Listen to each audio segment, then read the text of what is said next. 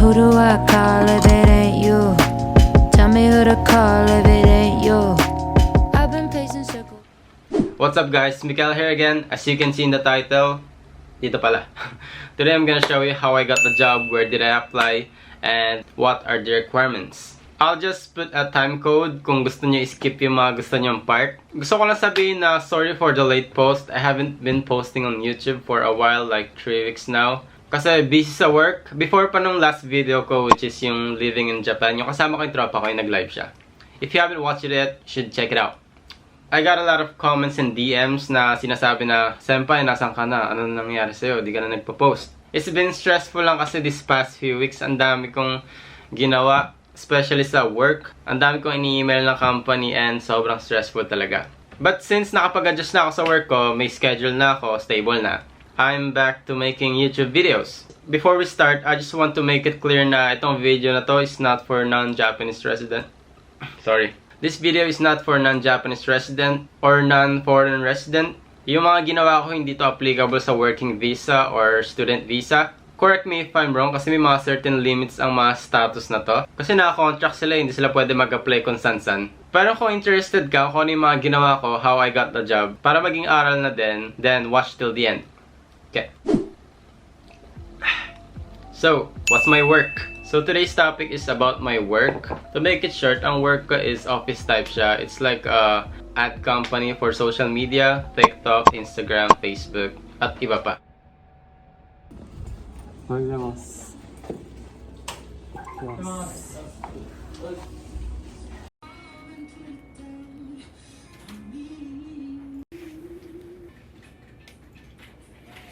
Dami kasi nagtatanong, Senpai, ano work mo?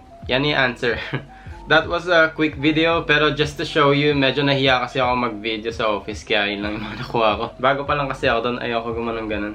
In case you're wondering, ba't ako nag-work sa ganun when I finished medical-related course? Well, personally, gusto ko lang mag-try muna ng ibang work. Yun lang. Kasi interested ako sa social media. Next one is how I got the job. Ang ginamit kong pangharap ng work is itong app na to. Dito sponsored. I just like share because I only found out about this app last month and ang ganda. Like, pwede mo i-input yung status, credentials mo, at skills mo. Sa algorithm ng app na to, lalabas yung mga hiring na company and kung ano yung mga company na compatible sa nilagay mong information. For example, nilagay mong information, naghahanap ka ng work, inexperience. Nilagay mo sa category mo, inexperience. Lalabas yung mga company na nag-hire ng inexperience and may gulat kayo sobrang dami. Or part-time job. Naghahanap kayo ng part-time job, nilagay nyo part-time. Lalabas yung mga company na nag-hire ng part-time. I'm just surprised na there's a lot of company that offering job, whether it is a white-collar job or blue-collar job. And the good thing about this is many companies are willing to guide you kahit inexperienced ka. And again, take note, pwede lang makapag-apply dito is mga permanent resident, long-term status, basta yung nakapag-settle sa Japan. Nakailang apply din ako at una nilang tinatanong kung anong status ko. Sinasabi ko, Educan or permanent resident. Kasi ang pangalan ko Mickael, obviously na pang foreigner. After ko sabihin na permanent ako, tuloy na kami agad sa interview at sa iba pang requirements. Ito yung mga status na pwede mag-apply ng work kahit saan freely.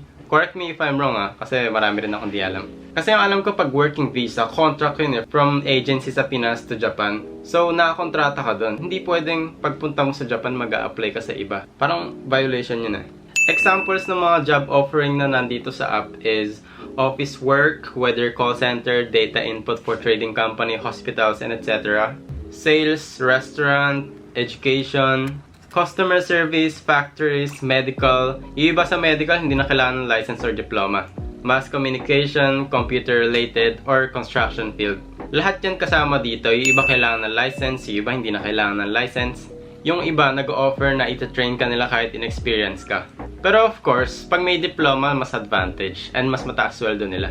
Ang point ko lang dito, you could also work in some white-collar job kahit wala kang experience or any license. Let's go to pros and cons about this. app. Sa pros muna tayo. Unang-una, easy to use ang app na to. Nakalagay na lahat ng info ng company and lahat ng hinahanap nila na requirements. Nakalagay na rin yung sweldo kung inexperienced ka or gusto mo part-time job lang. And pwede mo na rin i-fill out yung personal information mo. Once na na-fill out mo yung personal information mo, nakasave na yan. And pag may nakita nga ibang hiring, isang pindot mo lang masasend na yung application mo sa mga company. Ganun lang kadali. And after a few hours, magsasend na yung company sa'yo ng mga details or tatawag na sila. So sobrang dali nga mag-apply. I even tried applying for 4 companies at once. Pero nung na-accept ako sa isa na gusto ko, which is yung Now, I called the others to cancel the interview. Don't ghost them. Kasi mabablacklist kayo. Maging responsible tayo and let them know na hindi kayo makaka-attend. Kasi makakaabala sa schedule nila yun eh. Ang cons naman sa app na to is sobrang Japanese tong app na to. As in wala siyang English. May gamit mo lang to kung fluent ka sa Japanese or marunong ka mag-Japanese. As in, ang daming kanji. Walang English. And walang special treatment dito. They will treat you like a Japanese kahit foreigner pa yung name mo. Hindi nila i-ask kung marunong ka ba mag-Japanese kasi the fact na nakapag-apply ka dito, ibig sabihin nabasa mo yung mga kanji, expect na nila na fluent ka sa Japanese or marunong ka mag-Japanese.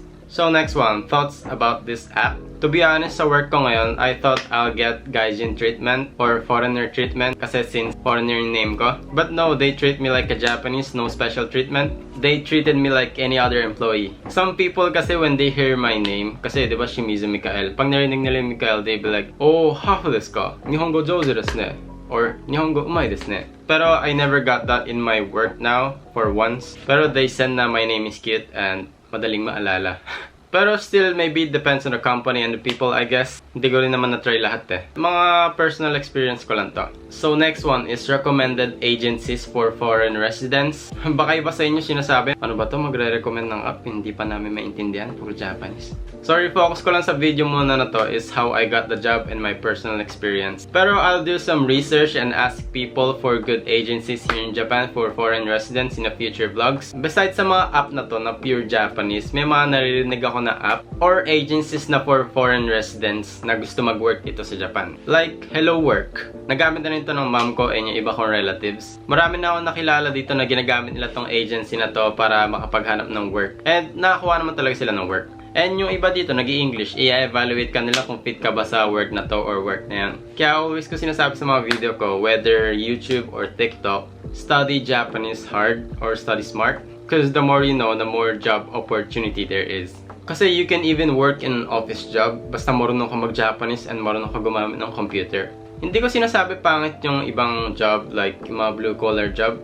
You get the point naman, mas marami kang alam. Mas maraming job opportunities. Kasi example lang, gusto mong job yun, nasa opisina ka, naka-aircon ka, pero hindi ka marunong mag-Japanese. Eh di papagawa nila sa'yo yung job na fit ka. Usually mga blue-collar job yun and mga manual labors. Hindi ko itatakal dito yung ibang agencies sa Pinas like for working visa or student visa, scholarship. Ang dami kasi nagtatanong. Kasi wala akong experience sa mga yan. And I bet never ko ma-experience sa mga yan kaya hindi ako qualified mag-explain ng mga yan.